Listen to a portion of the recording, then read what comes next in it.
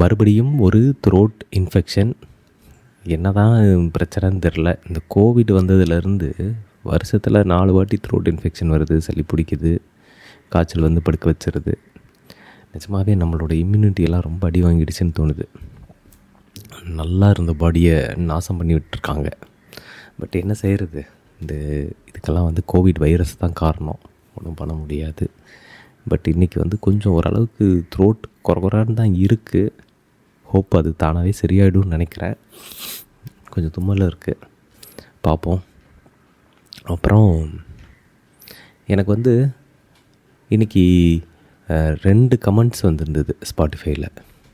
அந்த ஸ்பாட்டிஃபை கமெண்ட்ஸை நம்மளால் படிக்க முடியாமல் இருந்துச்சு. நான் அதுக்கு ஒரு ஏற்பாடு பண்ணிட்டேன். ஃபாரினில் இருக்கிற நம்ம நண்பர்களை வச்சு அதை நான் படிச்சிடுறேன்.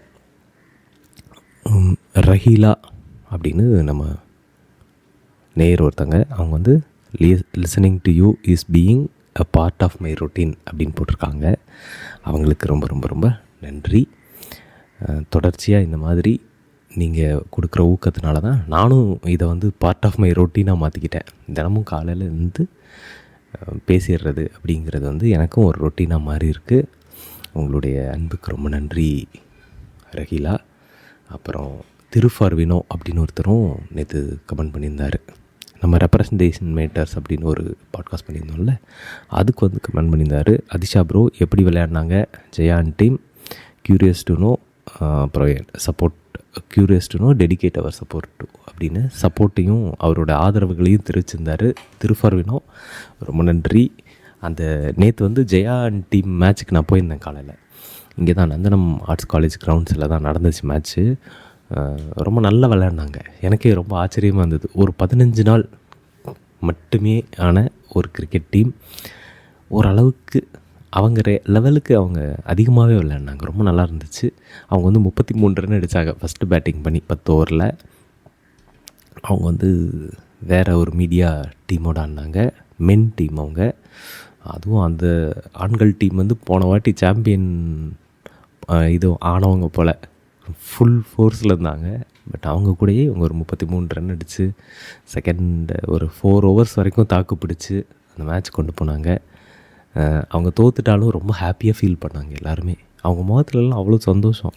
நாங்கள் வந்து அடுத்த வருஷம் வரும்போது எப்படி வரோம் பாருங்கள் அப்படின்ற மாதிரி அவங்க ரொம்ப உற்சாகமாக போனாங்க. எனக்கும் ரொம்ப சந்தோஷமாக இருந்துச்சு. நான் வந்து அவங்கள ஃபுல்லாக அப்ரிஷியேட் பண்ணேன், கூட இருந்து அவங்களுக்கு வாழ்த்து சொன்னேன். இட்ஸ் வெரி, எனக்கே ரொம்ப ஹாப்பியான ஒரு மொமெண்ட்டாக இருந்துச்சு நேற்று. அவங்க வந்து அவ்வளோ உச்சி வெயிலில் விளையாடிட்டு இருந்தாங்க, கொஞ்சம் கூட விட்டு கொடுக்கல, ஃபுல் எஃபர்ட் போட்டாங்க. எல்லாருமே யங் விமன் டீம் கிடையாது, பாதி பேர் யங்ஸ்டர்ஸ் இருந்தாங்க.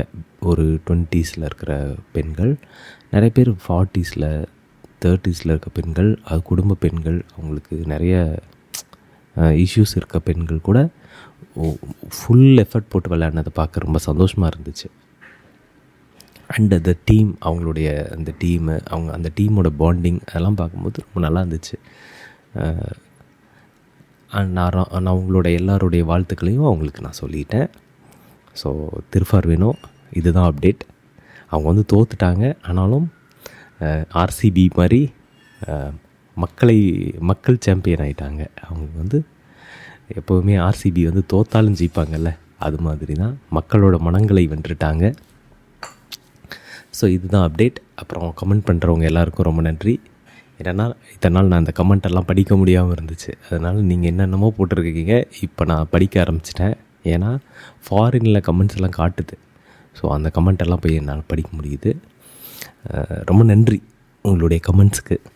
இன்றைக்கி வந்து காலையிலேயே ரொம்ப டல்லாக இருந்தது. இந்த த்ரோட் இன்ஃபெக்ஷன், சளியெல்லாம் பிடிச்சிருச்சுன்னு வச்சுங்களேன், நம்ம மூளை வந்து அப்படியே சொங்கின்னு இறங்கிடும், கீழே போயிடும், ஐயோ அப்படின்னு இருக்கும். இன்றைக்கி எனக்கு காலையில் எந்திரிக்கும் போதே அப்படி தான் இருந்துச்சு. பட் வேறு ஒரு நல்ல ஹாப்பி நியூஸ் இருந்துச்சு. அது வந்து பயங்கரமாக உற்சாகம் கொடுத்துருது எனக்கு. என்னென்னா, சுனிதா வில்லியம்ஸ் அப்படிங்கிற அந்த ஆஸ்ட்ரோனாட், அவங்கள பற்றி நம்ம எல்லாருமே கேள்விப்பட்டிருக்கோம். இந்திய வம்சாவளியில் பிறந்தவங்க, ஆனால் இப்போ வந்து யூஎஸில் செட்டில் ஆகிட்டாங்க போல இருக்கு. அவங்க வந்து ஸ்பேஸில் 9 மாதமாக மாட்டிகிட்ருக்காங்க. அவங்க வந்து இப்போ திரும்பி உலக பூமிக்கு திரும்ப போகிறாங்க. நாளைக்கு நாளைக்கு தான் 19 நாளான்னைக்கு 19ஆந்தேதி பூமிக்கு திரும்பி வர போகிறாங்க. எனக்கு ரொம்ப சந்தோஷமாக இருந்துச்சு. கிட்டத்தட்ட 9 மாதமாக அவங்க வந்து ஸ்பேஸில் மாட்டிகிட்ருக்காங்க, திரும்பி வர முடியாமல். யோசிச்சு பாருங்கள், நம்மலாம் வந்து ஏதாவது ஒரு ஊருக்கு போயிட்டு திரும்பி போக முடியலனாலே பதறிடுவோம். இவங்க வந்து ஸ்பேஸில் கிராவிட்டி லெவல்லாம் ரொம்ப கம்மியாக இருக்கும், நார்மல் சாப்பாடு கிடைக்காது, டீ குடிக்க முடியாது, நண்பர்களை பார்க்க முடியாது, போர் அடிச்சதுன்னா அப்படியே காலார ஒரு நட போயிட்டு வர முடியாது. ஏன்னா ஸ்டேஷனை விட்டு இறங்க முடியாதுன்னு வச்சுக்கோங்க. அந்த ஸ்டேஷனோட அளவே 100 மீட்ரு தான். ஆனால் அங்கே வந்து உடல்நல பாதிப்பு ரொம்ப அதிகமாக இருக்குன்றாங்க ஸ்பேஸ்லேயே நீங்கள் இருக்கும்போது. ஏன்னா அங்கே கிராவிட்டி இருக்காது, அப்புறம் ஆக்சிஜன் இருக்காது, அப்படிங்கிற மாதிரியான பிரச்சனைகளால் உங்களுக்கு நிறைய விதமான உடல் உபாதைகள்லாம் வரும் அப்படிங்கிறாங்க. கிட்டத்தட்ட 9 மாதம் சுனிதா வில்லியம்ஸும் அப்புறம் அந்த வில்மோர் அப்படிங்கிற இன்னொரு ஆஸ்ட்ரோநாட்டும் அங்கேயே மாட்டிட்டு வாழ்ந்துட்டுருக்காங்க. 2 பேர்லேயும் வில் இருக்குது. லைஃப்பில் அப்படி அந்த வில் இருந்துச்சுன்னா நம்ம என்ன வேணாலும் பண்ண முடியும் அப்படிங்கிற மாதிரி தான் அவங்க வில்லியம்ஸும் வில்மோரும் சேர்ந்து நமக்கு சாதித்து காட்டியிருக்காங்க. 9 மாதத்துக்கு பிறகு ஸ்பேஸ் எக்ஸோட அந்த ட்ராகன் அப்படிங்கிற ஒரு விண்கலம் அதுதான் போய் அவங்கள கூட்டிகிட்டு வரப்போகுது. அது போய் ரீச் ஆகிடுச்சு. அதில் வந்து ஒரு 3 அமெரிக்கன்ஸு, ஒரு ஜப்பான் ஆள் ஒருத்தர், ஒரு ரஷ்யன் அப்படின்ற மாதிரி ஒரு டீம் போய் இப்போ அவங்கள ரெஸ்க்யூ பண்ணிவிட்டு கூட்டிகிட்டு வர போகிறாங்க. எனக்கு ரொம்ப சந்தோஷமாக இருந்தது காலையில் அதை படிக்கும்போது. இட் கிவ்ஸ் ஹோப் இல்லை, நீங்கள் எங்கே எப்பேற்பட்ட துன்பத்தில் இருந்தாலும் தேர் பி லைட் அப்படிங்கிறது மாதிரி தான் அது. கிட்டத்தட்ட 9 மாதம் அப்படிங்கிறது எவ்வளோ பெரிய டைம் தெரியுங்களா. நல்லா வந்து 10 நாள் விபாசனாவில் போய் மாட்டினதுக்கே எனக்கு வந்து ஆடி போயிடுச்சு. ஆனால் 9 மாதம் ஸ்பேஸில் மிதந்துட்டு நீங்கள் எப்படி இருக்க முடியும் யோசிச்சு பாருங்கள். மைண்ட் என்ன ஆகிடும். 2001 ஸ்பேஸ் ஒடிசின்னு ஒரு படம் இருக்குது. அந்த படம் பார்த்திங்கன்னா தெரியும் அது எப்படி ஃபீல் ஆகும் அப்படிங்கிறத பற்றி. கிராவிட்டின்னு ஒரு படம் இருக்குது. அது கிட்டத்தட்ட இதே தான். ஒரு பொண்ணு வந்து போய் அங்கே மாட்டிக்குவா, ஸ்பேஸில் போய் மாட்டிக்குவா. அவளை திருப்பி கூட்டிகிட்டு வர்றது கூட வழி இல்லாமல் போயிடும். அவள் எப்படி அங்கேருந்து தப்பிச்சு திரும்பி வந்தான்றது தான் அந்த கதை. எப்பாவது டைம் இருந்துச்சுன்னா அந்த படம் பாருங்கள். ரொம்ப என்ன சொல்கிறது, ஹோப் கொடுக்கக்கூடிய ஒரு படம். எனக்கு சுனிதாவோட இந்த ரெஸ்கியூவே எனக்கு ரொம்ப ஹோப் கொடுக்கக்கூடிய ஒன்றா இருந்துச்சு. என்னென்னா சுனிதா வந்து அந்த இன்டர்நேஷ்னல் ஸ்பேஸ் ஸ்டேஷன் அப்படின்னு சொல்லுவாங்க, இங்கே வானத்தில் இயங்கக்கூடிய ஒரு ஸ்பேஸ் ஸ்டேஷன். அதை வந்து 1998 வந்து Japan, Canada, US, European Union, Russia இவங்கெல்லாம் சேர்ந்து ஒன்று நிர்மாணிக்கிறாங்க. ஏன்னா ஸ்பேஸில் வந்து நமக்கு அந்த மாதிரி ஒரு ஸ்பேஸ் ஸ்டேஷன் இருந்துச்சுன்னா அங்கேருந்து அவங்களுடைய சேட்டலைட்ஸு, அவங்களுடைய இந்த விண்வெளி ஆராய்ச்சிகள் இதையெல்லாம் வந்து செய்ய முடியும் அப்படிங்கிற அந்த அடிப்படையில் அவங்க வந்து அங்கே ஒன்று நிர்மாணிக்கிறாங்க. அது வந்து எப்படின்னா அங்கே அங்கே வந்து 7 பேர் அங்கே தங்கியிருப்பாங்க. இந்த விண்வெளி மையம் இருக்கு இல்லையா, இந்த இன்டர்நேஷ்னல் ஸ்பேஸ் ஸ்டேஷன் வானத்தில் இருக்கிறது, அது பூமியிலேருந்து 450 கிலோமீட்டர் உயரத்தில் இருக்கும். அது வந்து சுற்றிகிட்டே இருக்கும், பூமியை சுற்றி வந்துகிட்டே இருக்கும். அதுவும் 28,000 கிலோமீட்டர் வேகத்தில் சுற்றிட்டு இருக்கோம். அது வந்து அதோட சைஸ் பார்த்திங்கன்னா ஒரு 100 மீட்டர் தான் இருக்கும். ஒரு 100 மீட்டர் லென்த்து அப்படி தான் இருக்கும், ஒரு 100 மீட்டர் அகலம். அந்த மாதிரி ஒரு சின்ன பில்டிங் மாதிரி இருக்கும்னு வச்சுக்குவோம். அதில் தான் இங்கேருந்து ஒரு 6 பேர் போய் அங்கே தங்கி இருந்து ஆய்வுகள் பண்ணுவாங்க. 6 மாதத்துக்கு ஒரு வாட்டி அந்த 6 பேரோ 7 பேர் மாறிக்கிட்டே இருப்பாங்க. மாறி அங்கே தங்கிக்குவாங்க. அப்புறம் எவ்ரி 6 மந்த்ஸ் மாறிப்பாங்க. ஒரு 6 மந்த்ஸ் ஒரு வாட்டி இங்கேருந்து ஒரு பேட்ச் போகும். அந்த பேட்ச் வந்து போனோன்னே இந்த பேட்ச் கிளம்பி வந்துடுவாங்க, இந்த ஆராய்ச்சி பண்ணக்கூடியவங்க. அப்படிங்கிறது இங்கே நடந்துகிட்டு இருந்தது. 2011க்கு பிறகு அது வந்து நிறுத்திட்டாங்க. நாசா வந்து அப்படியெல்லாம் ஆளுங்களை அனுப்புறதை நிறுத்திட்டாங்க. ஆனால் ஸ்பேஸ் எக்ஸும் அப்புறம் ரஷ்யாவும் ரெகுலராக ஆளுங்க அனுப்புகிறாங்க அங்கே போய் ஆய்வுகள் பண்ணுறதுக்காக. அப்படி தான் ஸ்டார் லைனர் அப்படிங்கிற ஒரு நிறுவனம் வந்து அவங்களோட விண்கலத்தை அனுப்பிச்சு ஒரு ஆய்வுக்காக. சுனிதா வில்லியம்ஸும் வில்மோரும் அப்படி தான் அங்கே போனாங்க ஐஎஸ்எஸ்க்கு. 10 நாள் பிளானு. ஒரு 10 நாள் தங்கி இருந்து ஆய்வுகள் முடிச்சுட்டு சுனிதா வில்லியம்ஸ் திரும்பி வர போகிறாங்க அப்படிங்கிறது தான் பிளானாக இருந்துச்சு. ஆனால் இவங்க போன அந்த விண்கலம் இருக்கு இல்லையா, அது இவங்களை ஏற்றாமல் திரும்பி வந்துருச்சு. இவங்க மட்டும் அங்கே மாட்டிக்கிட்டாங்க. இது டவுன் பஸ் மாதிரி இல்லை, டக்குன்னு இன்னொரு பஸ் அனுப்பிச்சு அவங்கள கூட்டிகிட்டு வர முன்னாடி. இப்போ அவங்க வந்து அங்கேயே மாட்டிக்கிட்டு இருக்காங்க.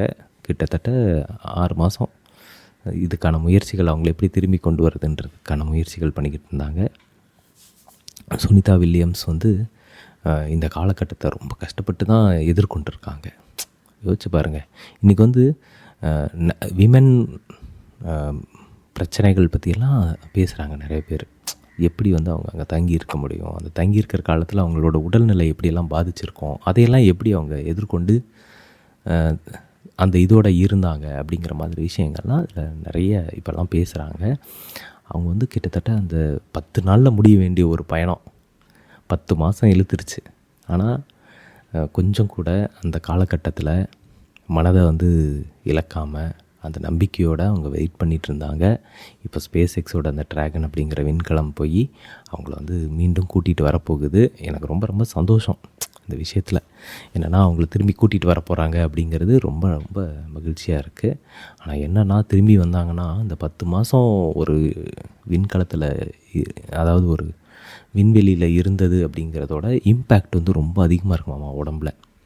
அவங்களோட எலும்புகள் வந்து இதுவாக இருக்கும், அவங்களால சரியாக நிற்க முடியாது, அவங்களுடைய ரத்தம் பயங்கரமாக பாதிக்கப்பட்டிருக்கும், உடம்பில் வந்து பல நோய்கள் வர்றதுக்கான வாய்ப்புகள் இருக்குது, ரொம்ப வீக்காக இருப்பாங்க அப்படின்லாம் சொல்கிறாங்க.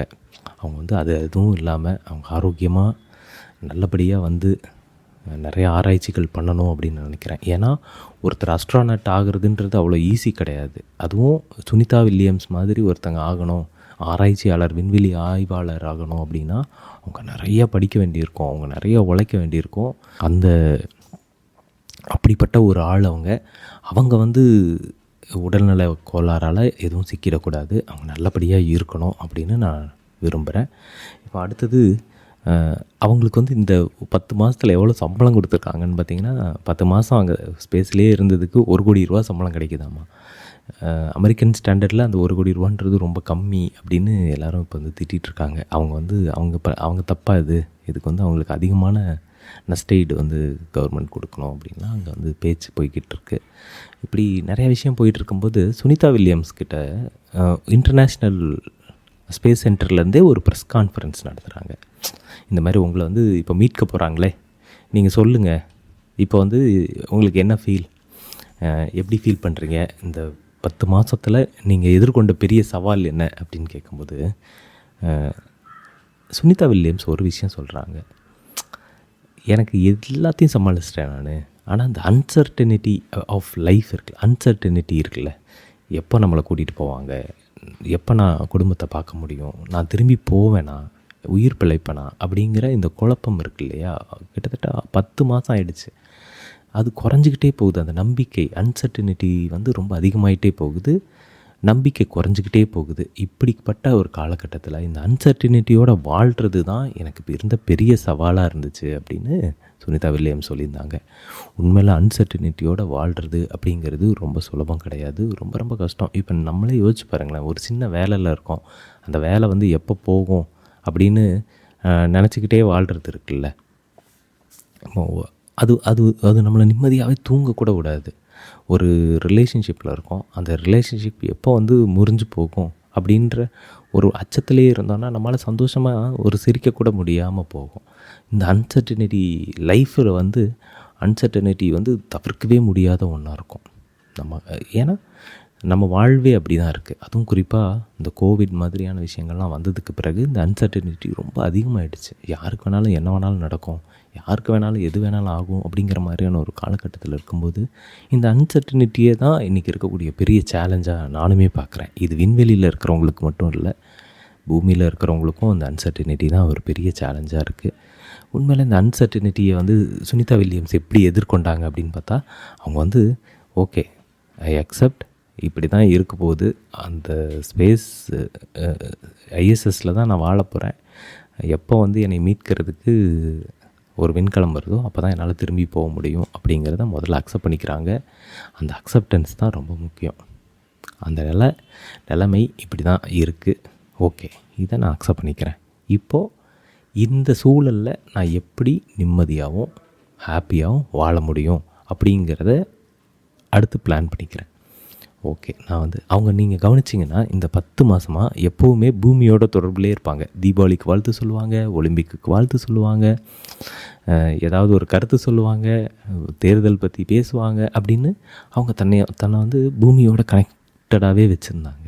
தான் வந்து மனிதர்களே இல்லாத ஒரு இடத்துல இருக்கோம் அப்படிங்கிற அந்த ஃபீல் இல்லாமல் பூமியோட எப்போவுமே ஒரு கனெக்ஷன்லேயே இருக்கிறத பார்க்கலாம். இது மாதிரி நம்ம கூட இந்த விஷயத்துலேருந்து தெரிஞ்சுக்க வேண்டியது என்னென்னா, அந்த ரியாலிட்டியை அக்செப்ட் பண்ணிட்டு அதுக்கேற்ற மாதிரி நம்மளோட லைஃப் ஸ்டைலை அட்ஜஸ்ட் பண்ணிக்கிறது.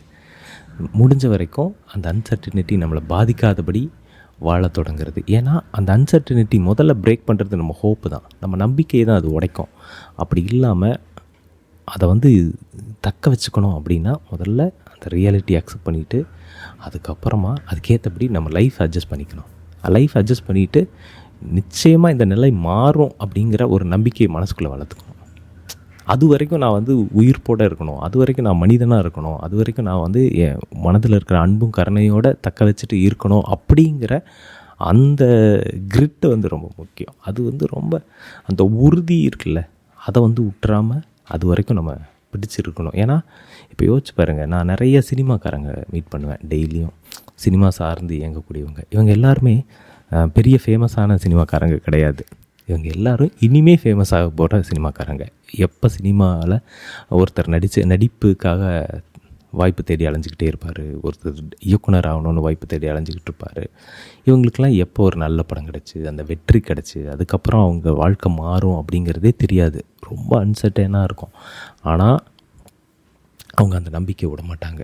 அதுக்கேற்ற மாதிரி ஓகே இப்படி தான் இருக்கும், ஆனால் அது கிடைக்கும்போது நான் நிச்சயமாக அதுக்கு என்னை தயார்படுத்திக்குவேன் அப்படின்னு எப்போ பார்த்து தன்னை தயார்படுத்திக்கிட்டே இருப்பாங்க. நான் வந்து இந்த இயக்குனரில் நடிகராக இப்போ இருக்கார் இல்லையா, மணிகண்டன் அப்படிங்கிறவர், அவரோட பேட்டியில் இதை வெளிப்படுத்திக்கிட்டே இருப்பார். அவர் வந்து ஒரு விஷயம் சொல்கிறார், அன்சர்டனாக தான் இருக்கும், எப்போ ஜெயிப்பேன் எப்போ வாய்ப்பு கிடைக்கும் எதுவுமே தெரியாது, ஆனால் அது கிடைக்கும்போது அதை முழுசாக பயன்படுத்திக்க என்னை நான் தயார்படுத்திக்கிட்டே இருப்பேன் அப்படிம்பார். இந்த அன்சர்டனிட்டியை அப்படி தான் நம்ம யூஸ் பண்ணணும். ஓகே, நான் வந்து என்றைக்கு ஜெயிப்பேன்னு தெரியாது, என்றைக்கு நான் மீட்கப்படுவேன்னு தெரியாது, என்றைக்கு நான் ரொம்ப இதுவாக ஜெயிப்பேன்னு தெரியாது, ஆனால் அன்னைக்கு நான் வந்து அதுக்கு தயாராக இருப்பேன், அன்னைக்கு நான் வந்து அதை வந்து எதிர்கொள்ளுவேன். அதுக்கு இப்போ என்னோடய ரியாலிட்டி அதை வந்து நான் ஹாப்பியாக யூஸ்ஃபுல்லாக நல்லா இன்னும் கூட என்ன சொல்கிறது, என்னை தயார்படுத்திக்கிறதுக்கான களமாக நான் வச்சுக்குவேன் அப்படின்னு சொல்லி தயார்படுத்திக்கிறது இருக்குல்ல, இது ரொம்ப ரொம்ப முக்கியம். நான் சுனிதா வில்லியம்ஸோட இந்த சம்பவத்திலேருந்து அதைத்தான் நான் வந்து எடுத்துக்கணும்னு நினைக்கிறேன். அதைத்தான் வந்து நம்ம எல்லாருமே எடுத்துக்க வேண்டிய ஒரு முக்கியமான குவாலிட்டியாகவும் நான் பார்க்குறேன். ஸோ அந்த அன்சர்டினிட்டியை நம்ம எல்லாருமே லைஃப்பில் தினம் எதிர்கொண்டுட்டு இருப்போம். குறிப்பாக ஆஃபீஸில், வீட்டில், ரிலேஷன்ஷிப்ஸில், ஃப்ரெண்ட்ஷிப்ஸில் இந்த அன்சர்டனிட்டிஸ் இருக்கும். அதுபோக நம்மளுடைய கனவுகளை துரத்தும் போது இருக்கக்கூடிய அன்சர்டனிட்டிஸ் ரொம்ப ரொம்ப அதிகமாக இருக்கும். ஏன்னா வெற்றியெல்லாம் இன்றைக்கி அவ்வளோ ஈஸியாக நம்ம எல்லாேருக்கும் கிடச்சிறதில்ல. ஸோ அதுக்கான பயணத்தில் வந்து இந்த அன்சர்டனிட்டி ரொம்ப அதிகமாக இருக்கும். நம்ம நினச்சிருவோம் 2 வருஷத்தில் நம்ம ஜெயிச்சிடலான்னு. இல்லை, 8 வருஷம் கூட ஆகலாம். ஆனால் அது வரைக்கும் நம்ம அதே உறுதியோடு தாக்கு பிடிச்சி நிற்கணுன்னா அந்த ஹோப்பை வந்து விட்டுறக்கூடாது. அது ரொம்ப முக்கியம். அன்சர்டனிட்டி அந்த ஹோப்பை தான் டிஸ்ட்ராய் பண்ணிட்டோம். அப்போ நம்ம வந்து கை விட்டுருவோம்.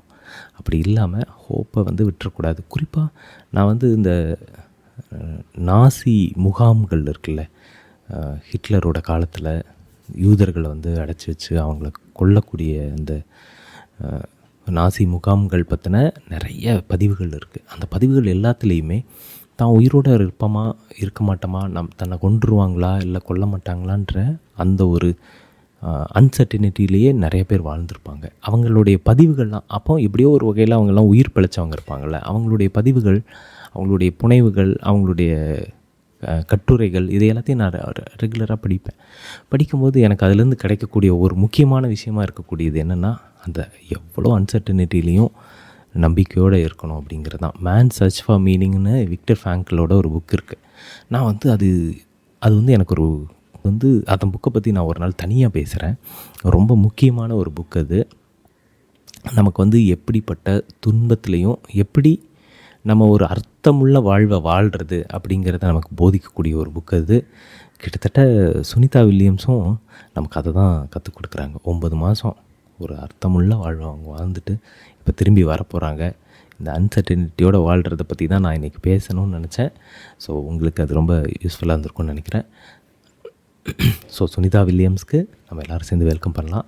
அப்புறம் ஜெயாவோட டீமுக்கு உங்கள் சார்பாக வாழ்த்துக்கள். அடுத்த வருஷம் அவங்க வந்து கலக்குவாங்கன்னு நினைக்கிறேன். ஸோ இதுதான் இன்றைக்கி உங்களோட எல்லாம் நான் பேசணும்னு நினச்ச விஷயங்கள். இந்த த்ரோட் இன்ஃபெக்ஷனோடையே நான் இவ்வளோ நேரம் பேசியிருக்கேன்ற எனக்கே பெருமையாக இருக்குது. ஸோ எனக்கும் வாழ்த்துக்கள். நாளைக்கு மறுபடியும் வேறு ஒரு நல்ல டாப்பிக்கோடு உங்களை எல்லோரையும் சந்திக்கிறேன். அது வரைக்கும் நீங்கள் எல்லோரும் ரொம்ப சந்தோஷமாக இருக்கணும், ஹாப்பியாக இருக்கணும், நல்லா ஸ்மைல் பண்ணிக்கிட்டே இருக்கணும் என்பதை கண்டிப்பாக சொல்லிக்கொள்கிறேன்.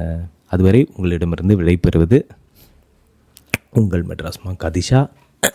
இது நீ ஒலி பாட்காஸ்ட். நாளை சந்திப்போம்.